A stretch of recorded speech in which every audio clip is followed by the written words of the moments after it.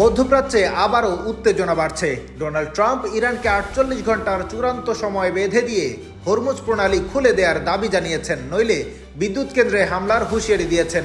একই সময়ে ইসরায়েল কাজ ঘোষণা দিয়েছেন এ সপ্তাহেই ইরানের উপর হামলার মাত্রা আরও বাড়ানো হবে। ফলে নতুন করে বড় ধরনের সংঘাতের আশঙ্কায় উদ্বেগ বাড়ছে আন্তর্জাতিক অঙ্গনে। আগামী 48 ঘন্টার মধ্যে হরমুজ প্রণালী খুলে দিতে হুমকি দিয়েছেন যুক্তরাষ্ট্রের প্রেসিডেন্ট ডোনাল্ড ট্রাম্প। এই সময়ের পর নয়তো ইরানের বিদ্যুৎ কেন্দ্রগুলো লক্ষ্য করে হামলা শুরু হবে বলে হুঁশিয়ারি দিয়েছেন তিনি। স্থানীয় সময় শনিবার সামাজিক যোগাযোগ মাধ্যম ট্রুথ সোশ্যালে এক পোস্টে ট্রাম্প লিখেছেন, ইরান যদি এই মুহূর্ত থেকে ঠিক 48 ঘন্টার মধ্যে কোনো প্রকার হুমকি ছাড়াই হরমুজ প্রণালী সম্পূর্ণভাবে খুলে না দেয়, তবে যুক্তরাষ্ট্র তাদের বড় বিদ্যুৎ কেন্দ্র থেকে শুরু করে একে একে বিভিন্ন বিদ্যুৎ কেন্দ্রে হামলা চালাবে এবং সেগুলো মাটির সাথে মিশিয়ে দেবে।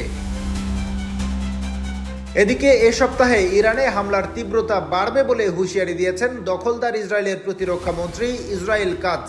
তিনি বলেন, ইসরায়েলি প্রতিরক্ষা বাহিনী ও যুক্তরাষ্ট্রের সেনাবাহিনী ইরান সরকারের অবকাঠামোর ওপর যে হামলা চালাচ্ছে এ সপ্তাহে এটি বেশ বাড়বে। এছাড়া যতক্ষণ পর্যন্ত ইসরায়েল ও যুক্তরাষ্ট্রের নিরাপত্তা এ অঞ্চলে নিশ্চিত না হবে ততক্ষণ হামলা অব্যাহত থাকবে বলে হুঁশিয়ারি দিয়েছেন তিনি।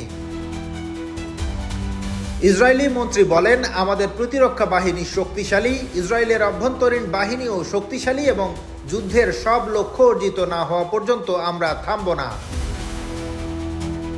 গত 28 ফেব্রুয়ারি দখলদার ইসরায়েলের সঙ্গে ইরানে যৌথ হামলা চালায় যুক্তরাষ্ট্র। এরপর ইরান হরমুজ প্রণালী বন্ধ করে দেয়। বর্তমানে সেখানে তারা সীমিত সংখ্যক জাহাজ চলাচল করতে দিচ্ছে। এছাড়া ইরান পরিকল্পনা করছে হরমুজ দিয়ে চলা জাহাজের উপর তারা শুল্ক বসাবে। আন্তর্জাতিক ডেস্ক, দৈনিক দৃষ্টি।